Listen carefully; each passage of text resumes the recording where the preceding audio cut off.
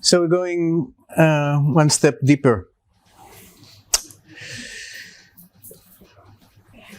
In Kabbalistic tradition,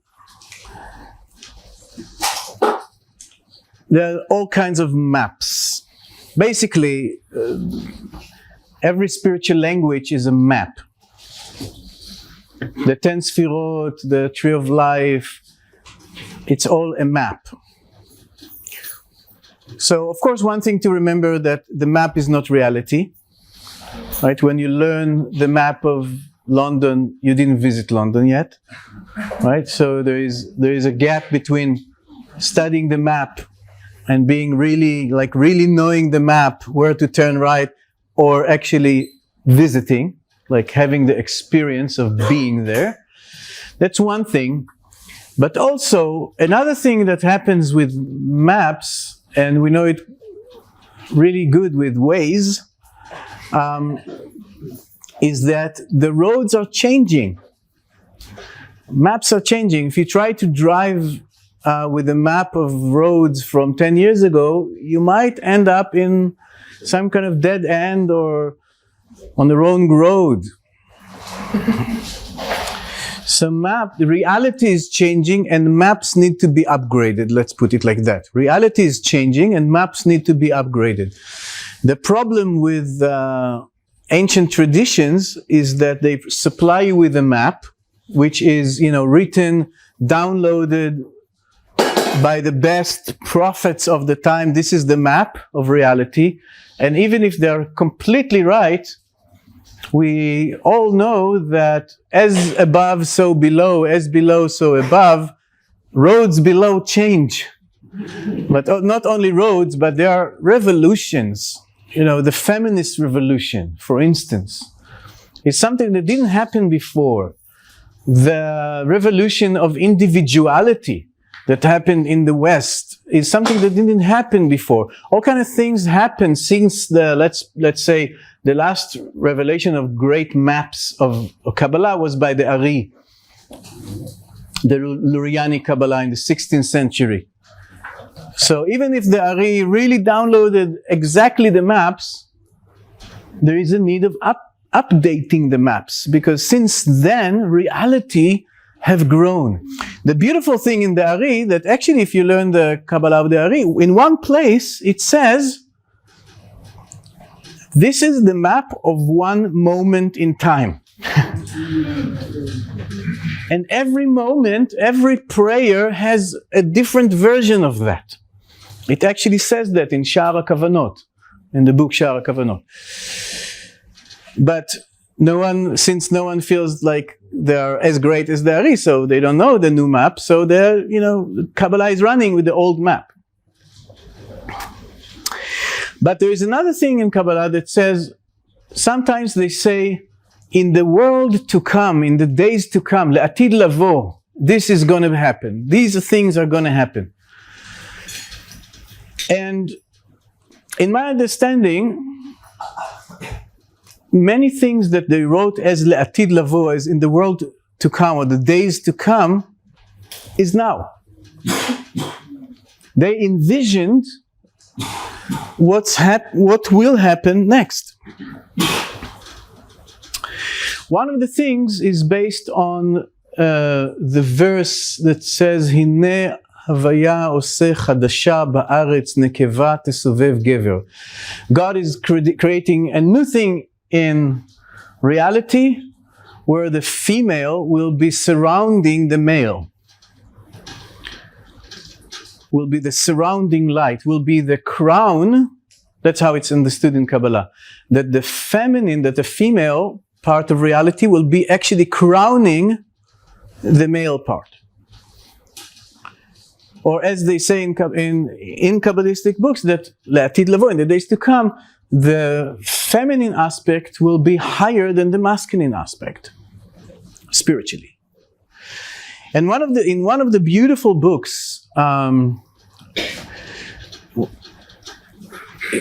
it's a book that only in Chabad they learn.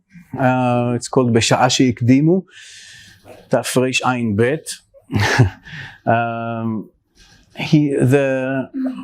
He says like that. One of the things that will happen in the days to come, he's learning it from that verse that the female will be crowning the male. He says, today, in these days, the body is learning from the soul. But in the days to come, the soul will learn from the body.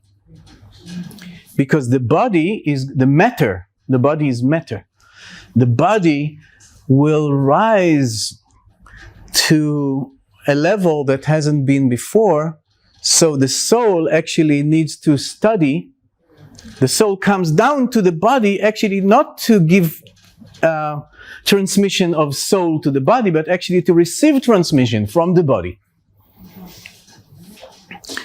הנשמה תלמד מהגוף. Now this is a really deep shift of maps. Because usually we tend to think about the soul as, this is the soul, the spirit is sacred, and the body is unsacred. And sometimes even in different traditions they see the body as a jail, that the soul is jailed in the body, and death is like sometimes a release from jail. The body is a problem. You would see it in many places, also in Kabbalah, also in Chassidut. You'll see many places that the body is a problem. The body is in jailing and limiting the freedom of the soul.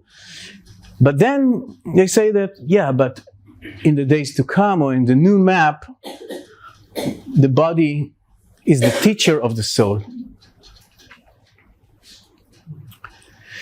So this is what I call upside down Kabbalah.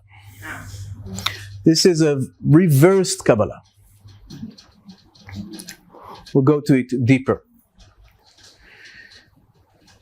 What does the soul has to learn from the body? So one thing that the body has and the soul doesn't is death. The soul is eternal, doesn't know death so well. The body knows the recycling aspect. The body death is basically recycling itself. No one dies. The body recycles itself. The matter just deform and reform. Soul is eternal. And the only one that disappears is the I identity. In the middle, the one that says, I am this. But the level of knowing death and deformation and releasing yourself into nothingness and all the structure that you had to disappear, basically go back to the void, the body knows it very well. In every cell of us, the body knows the body dies all the time. All your cells are dying. There's a lot of death and rebirth happening in our body constantly. Every second there is a death and rebirth in the body. So that's one aspect. Really learning, really understanding the disappearance into nothingness, which the soul actually yearns for. Because the soul comes from the void that is above the soul. It comes from the void in Kabbalah, it's called Ayin. Ayin. Ayin, be'alef. Nothingness, emptiness. The soul is yesh, the soul is entity, entitizing as a soul. But it doesn't know how to go back, it has a yearning to go back. The body constantly goes back into the void that is underneath. So there is a void above, which is Ayin, that gives birth to soul, that goes down to matter, and the matter knows how to dissolve into nothingness that is beneath the structure of the body. So the body always does it. And this in Hindu tradition, this is the power of Kali. Kali is time. Because time destroys everything. Time eats everything. Time is death. Time creates death. So that's why Kali is, in the Hindu tradition, is identified with time itself, which kills everybody. So one of the aspects is actually to learn how to go to the void through matter, through the death of matter. But another thing is to learn from the innocence of the body. And this actually has to do a lot with rewilding the body. You all might remember the way we start level 1 with a horse and the rider. The body is the horse and the mind is the rider. And the relationship between the horse and the rider, and usually the mind is controlling the body, and the body doesn't have a voice. The body doesn't have a voice in our culture, because the body is like a domesticated horse that needs to go where the mind wants it to go. And even people who are, athletes and dancers and whatever it is, the people that think they are very connected to the body, honestly, they are definitely usually not connected to the body. They are just trained in actually dominating the body so well that the body needs to run this way, to flip this way. It's like those who are masters in domesticating the horse. It's really rare to have someone that their body is wild. When the body is wild, it's innocent. This is what we call wild innocence.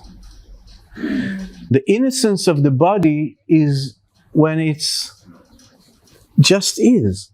It just is. It's not dominated by the mind. Its true nature. It's like a land that was not claimed by a nation or by a person that made it, this is my property, and I build what I want, and I cut the trees, and I do with the water whatever I want. Wild land is so rare on our planet today. Wild bodies are even more rare, because everybody has a mind. And the disconnect between body and mind creates a lot of friction and war between the body and the mind. So a lot of what we do actually in Easter is it's a process, which is a slow process of rewilding the body, bringing the body back to its innocence, releasing the horse from the chains that holds it tight to the wheel of the mind. When the body is innocent, the body is sacred. And the body has a wisdom that the soul doesn't have. So in order for the soul to learn from the body, first the body needs to be someone. It needs to have a voice first. And in order for the body to have an independent voice, it doesn't need to speak the voice of the mind. It needs to be unclaimed, innocent, raw. And this is a long process of really dropping down into matter and into the body, into the vibration of the body, what it means. What does this body want? Not my theories. Not my theories about what this body needs to eat, not my theories about how much this body needs to ejaculate or have sex or whatever it is. All these are theories, they are beautiful theories. Not saying anything bad about the mind, but the body has knowledge. Now, one of the beautiful things in Kabbalah is that, also in Hebrew is an ancient language, it's a shamanic language, it came much before the Judaism, right? Hebrew is of the Hebraic people. And in Hebrew, it carries still the memories of what it is to be a body. The body is made of bones and flesh and channels of energy and skin. These four in Kabbalah are a sacred system. How do you say bone in Hebrew? Etzem. How do you say essence in Hebrew? Etzem. Bones are the essence. How do you say flesh in Hebrew? Basar. How do you say gospel? Besorah. Or teaching, like something that you want to declare, to bring to the world. The flesh, like the bones, are the essence of what you are. The basar, the flesh, is the manifestation of the besorah, of what you brought, what you came to the world to bring. All the channels in ancient Hebrew, today we don't call it like that, are called gidim. In modern Hebrew, gidim are ligaments. But in ancient Hebrew, gidim comes from lehagid, to deliver, deliveries. All the channels that deliver information. So it's the nerve system, the blood system, the meridians, all these are gidim. So there's a delivery system, like brings from your essence and from your gospel, it delivers the message all the way to the skin. How do you say skin in Hebrew? Oh. How do you say light in Hebrew? Oh, right. This is with Ayin, this is with Aleph, but in ancient Hebrew it's known that the relationship between Ayin and Aleph is just like a spiritual and a more material one. It's the same. Like when it says in the Torah that God created kutnot or dresses of leather to Adam and Eve, there is another version that says it with Aleph. Kutnot, that God created garments of light to Adam and Eve. So O and O are the same. So basically the body is essence, bones, that is radiating itself as like, this is me, this is the gospel of this soul. The body is an incarnation of the soul into matter, that is shining out as light. And basically, when we come to the innocence of the body, if we really come to point zero, the total innocence of the body, just being you in the body would be enough to say everything. You don't need to speak what you think, because this just radiates it. The body speaks it with radiation. But because we are far from innocence, then comes the bgadim, which in Hebrew comes from the clothes, the garments, which comes from bgida, from betrayal. When we betray our innocence, we need to cover with clothes, because we know that there is a shame, there is a fear, there is a shame of like something is wrong with that. What's wrong with that is it's not innocent. And we need to speak our gospel instead of radiating our gospel through the body. So a lot of what we do in Easter is actually coming back to the sacred innocence and wilderness of this flesh and bones. So we can actually feel the transmission through the body that is much more direct than the transmission of words.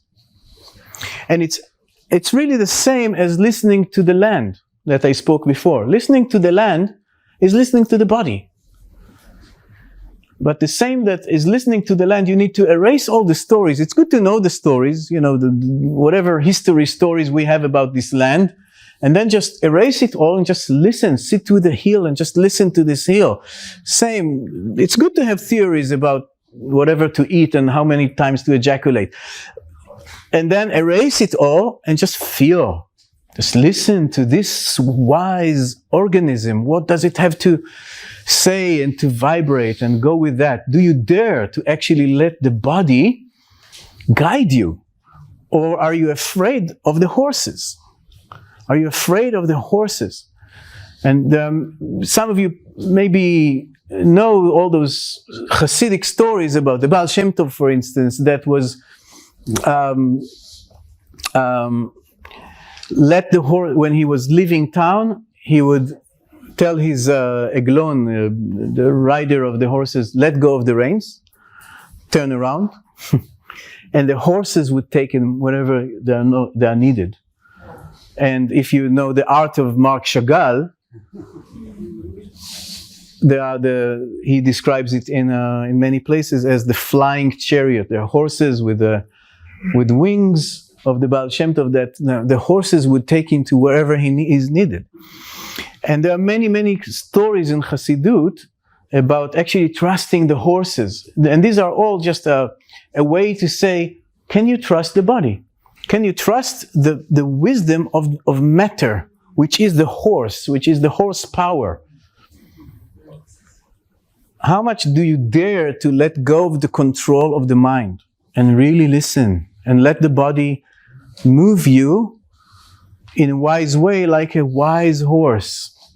And you know the whisperer to the horses, there's a way to ride a horse from imposing power on the horse. There's another way of riding a horse when the horse actually says, like, please come, ride on me. That the horse is happily asking you to let's ride together. Can we come with the body to this place that the body is wild enough and independent enough and powerful enough that it actually offers itself as the seat for the soul, and the soul does not need to impose itself by power of mind and strategy over the body.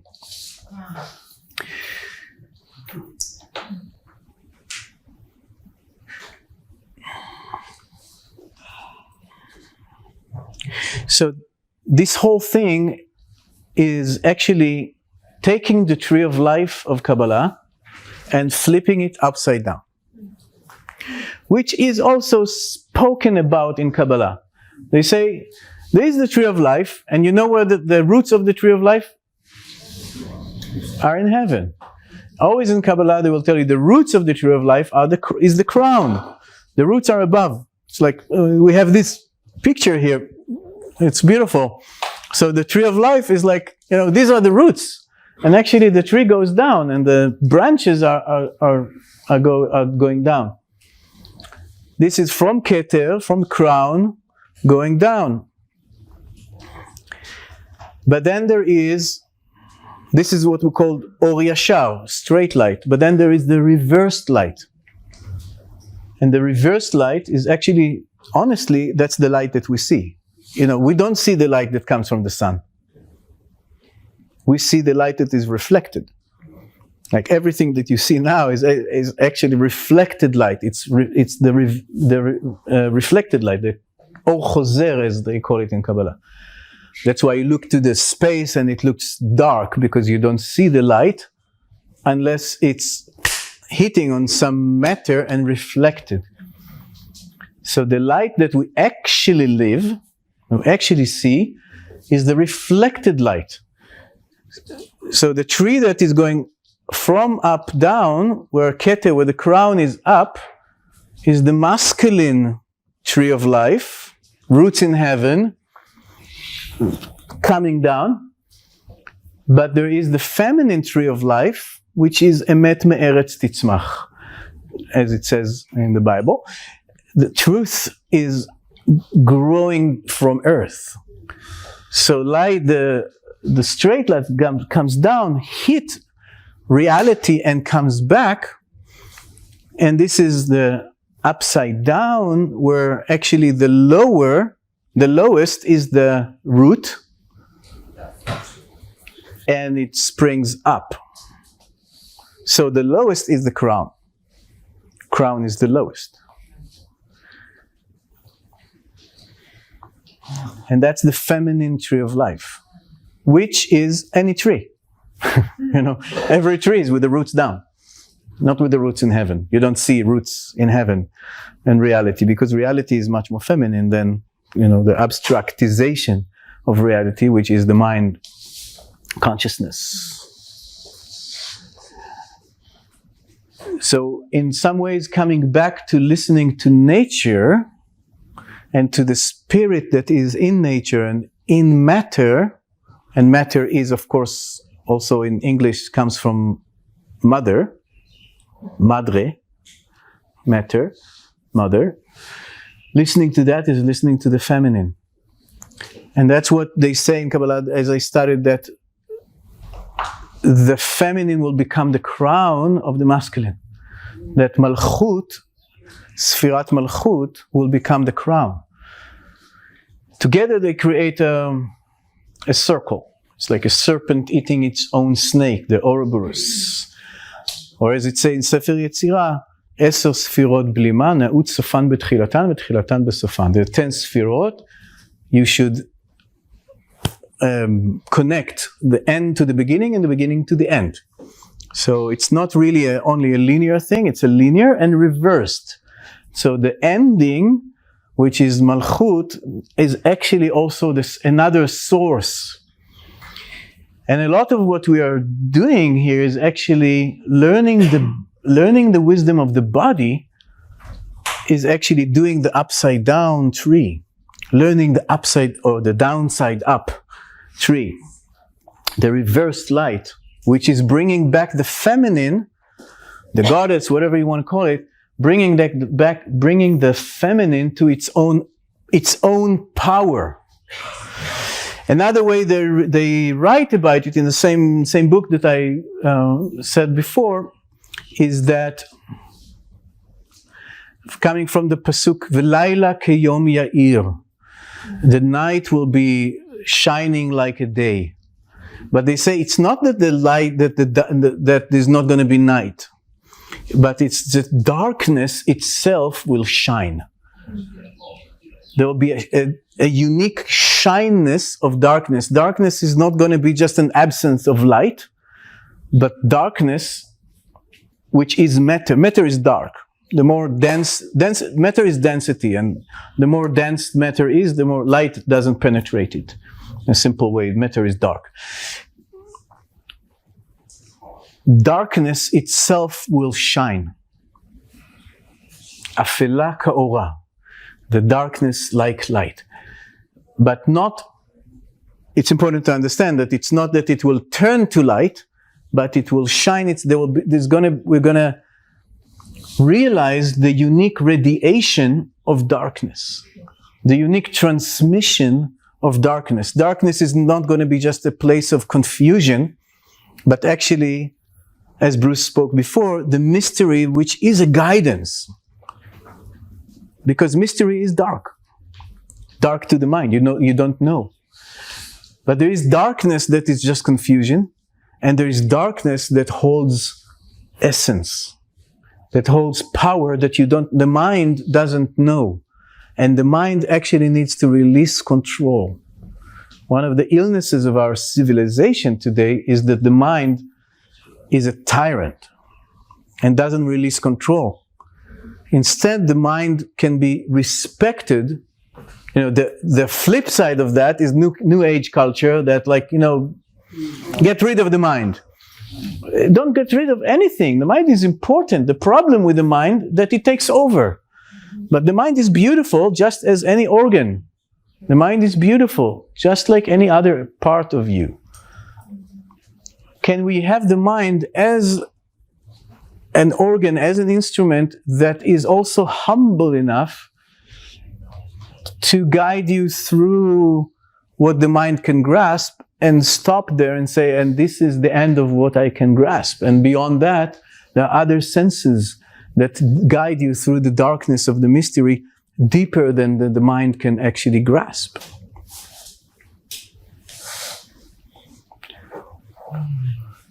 So we're going to bring it later into the temple and actually create a temple here that we'll speak about it later, but that is going to be the two trees of life, the masculine tree of life and the feminine tree of life, which when you put them together, two beautiful things happen. One is that you can flip Yesod and Da'at.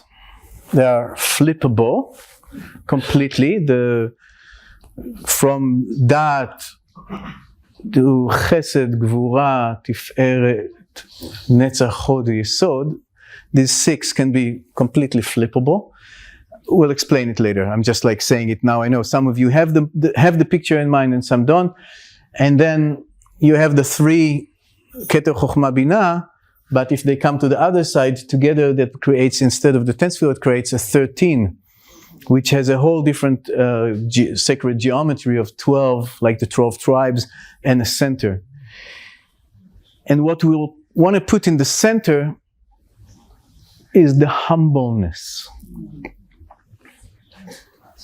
Actually, the broken humanness. In the Bible, it's the role of Job, Eov, the one who is humbly asking questions, that says, I don't know what the fuck happened here.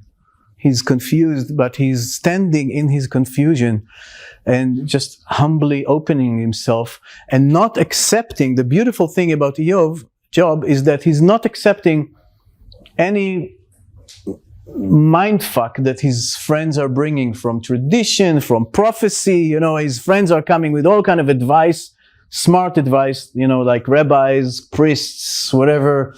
They come with ideas and he's like, no. With all humbleness, it's not resonating with me.